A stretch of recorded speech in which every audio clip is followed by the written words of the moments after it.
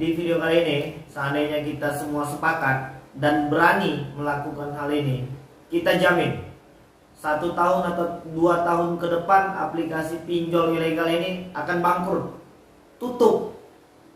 Dan yang ilegal ini biasanya jauh lebih dahsyat ya.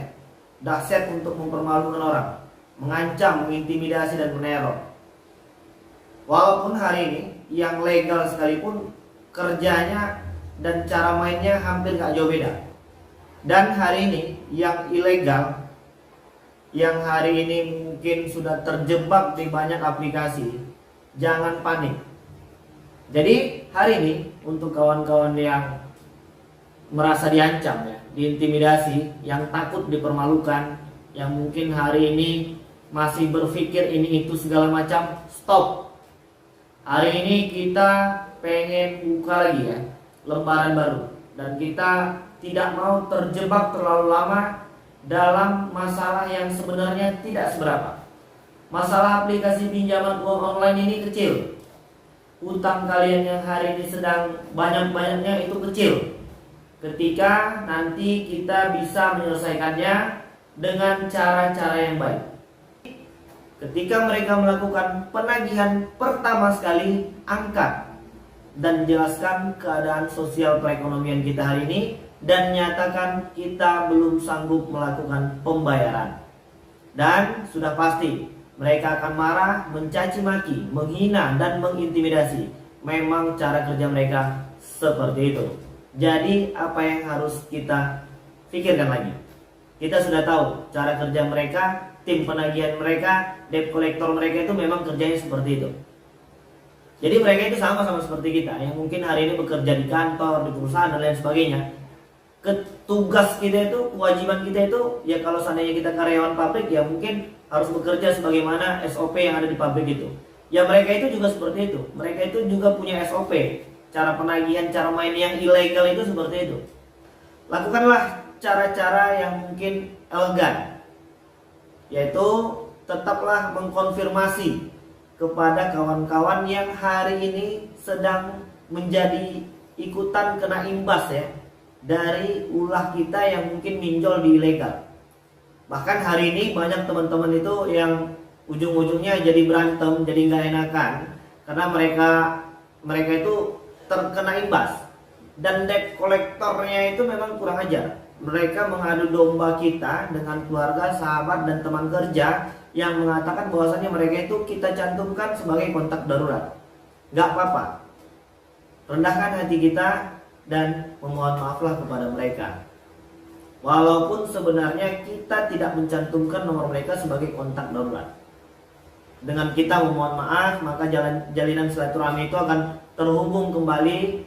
Dan salah satu pembuka rezeki itu adalah menjalin kembali silaturahmi. Yang selanjutnya, ketika kalian sudah melewati fase-fase itu, maka mantapkanlah diri, putuskan sekarang untuk berhenti minjol, untuk berhenti jadi budak aplikasi pinjaman uang online. Hari ini teman-teman kita itu banyak banget yang masih membiarkan dirinya menjadi budak aplikasi pinjaman uang online, yang harus membayar terus-terusan biaya perpanjangan, yang harus takut ini itu segala macam, padahal tidak ada yang perlu dikhawatirkan di situ. Stop, jangan lagi bayar biaya perpanjangan. Mau sampai kapan kita terus-terusan menjadi budak, melakukan pembayar perpanjangan, biaya ini itu segala macam, sementara saat ini pun kita masih sama-sama susah. Yang selanjutnya, ketika kalian bisa melakukan hal itu, buanglah rasa takut dan rasa panik. Ketika kalian bisa menguasai rasa takut, membuang rasa panik, maka secara otomatis kalian akan terhindar dari yang namanya depresi dan stres.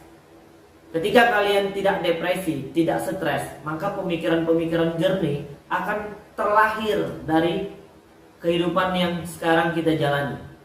Tapi ketika kita terus-terusan didesak, ketika kalian terus-terusan itu terpaku, kalian harus membayarkan jam 9, pukul 9, tanggal sekian, itu terus-terusan kalian lihat. Dan memang cara kerjanya seperti itu. Mereka akan kirimkan itu terus, berulang-ulang. Sehingga kita sudah tidak mampu lagi untuk fokus bekerja, fokus pada keluarga. Karena kita apa? Terus-terusan melihat itu. Jadi fungsi dari menonaktifkan nomor HP sementara itu supaya kalian tuh nggak terus-terusan melihat pesan-pesan yang mereka kirimkan. Ketika kalian sudah bisa menguasai rasa takut, rasa panik, maka kalian tidak stres, tidak depresi, maka lahirlah pemikiran-pemikiran yang positif sehingga kalian tidak salah dalam memilih kebijakan dan solusi dalam masalah ini. Untuk kawan-kawan yang hari ini masih terjebak, berhenti gali lubang tutup lubang. Tidak akan ada habisnya, karena sudah pasti ada biaya-biaya tambahan yang harus terus-terusan dibayarkan. Ketika kalian sudah bisa menguasai rasa panik dan takut, maka kalian akan memasuki fase tertinggi dari gagal bayar. Apa itu? Tentang teror dan sebar data. Jadi ketika memasuki masa-masa sebar data ya, nikmatilah, cobalah nikmatin dan ambillah pelajaran dari kejadian ini ya. Bahwasannya yang namanya pinjol itu hari ini bukanlah menjadi sebuah solusi baik ya untuk kawan-kawan yang masih terjebak dalam masalah finansial perekonomian. Ambillah iktibar bahwasannya memang cukup berbahaya. Uang riba ini ternyata bukan hanya hina di dunia, tapi juga punya hitungan dosa di akhirat. Jadi ketika kalian sedang disebar data, nikmatilah dan tetap berpikiran positif. Kawan-kawan yang hari ini sudah disebar data, sudah dipermalukan, yang hari ini sedang merasa terintimidasi, jangan panik. Bisa melakukan langkah-langkah konfirmasi ya kepada kawan-kawan kalian yang hari ini mendapatkan foto KTP kalian ketika mau daftar begini, atau mungkin foto KTP kita yang mereka sebarkan di semua kontak kita. Ada dua langkah, kalian bisa memilih tunggu mereka yang bertanya lalu jelaskan, dan yang kedua jelaskan sebelum mereka bertanya. Silakan pilih, kalian nyamannya di bagian yang mana? Mau menjelaskan di awal atau menunggu mereka bertanya? Gak apa-apa, jelaskan saja secara ringan. Dan akui saja kita memang ada melakukan pengajuan pinjaman di aplikasi tersebut, dan cara main mereka itu cukup luar biasa. Dan jelaskan juga berapa biaya bunga yang harus kalian bayarkan, berapa biaya perpanjangan yang harus sudah kalian bayarkan. Jadi ketika kalian bisa melakukan langkah-langkah ini, semua masyarakat Indonesia pelan-pelan akan terpahamkan. Untuk kawan-kawan yang belum terjebak akan berpikir ulang untuk minjol di aplikasi ini. Dan efek ini insya Allah akan berbuah positif ketika kita bisa menjalaninya dengan tenang. Dan jangan lupa untuk mendekatkan diri kepada Tuhan, supaya semua pintu-pintu rezeki ini kembali terbuka, sehingga kita bisa menyelesaikan masalah ini, sehingga kita bisa mencukupi kehidupan keluarga. Ya, itu hal yang paling terpenting. Hari ini banyak teman-teman kita itu yang lebih takut sama debt collector dan teror serta sebar data ketimbang sama Tuhannya sendiri. Ini yang menjadi aneh. Sama Tuhan sendiri kita sombong, tapi sama debt collector kita takut. Ini udah terbalik ini. Coba dulu pelan-pelan kita introspeksi diri lah tentang semua kesalahan-kesalahan dan berjanji untuk tidak mengulangi. Tanamkan di dalam hati kita memang pengen bertaubat. Ya insya Allah nanti semua masalah ini bakal selesai. Kita hanya butuh proses dan waktu. Dan kalian pasti bisa melewati itu. Dan kalau hari ini kalian bisa melakukan langkah-langkah yang sudah kita jelaskan, kita yakin pinjol-pinjol ini bakal harus merubah strateginya. Bahkan mungkin terancam ditutup, bangkrut ya, karena mereka udah gak dapat putaran uang lagi. Ketika masyarakat Indonesia hari ini kompak untuk stop pinjol atau mungkin melakukan langkah-langkah yang sudah kita jelaskan tadi, maka kita yakin mereka itu gak akan bisa lagi menggaji karyawan mereka, perusahaan mereka akan tutup.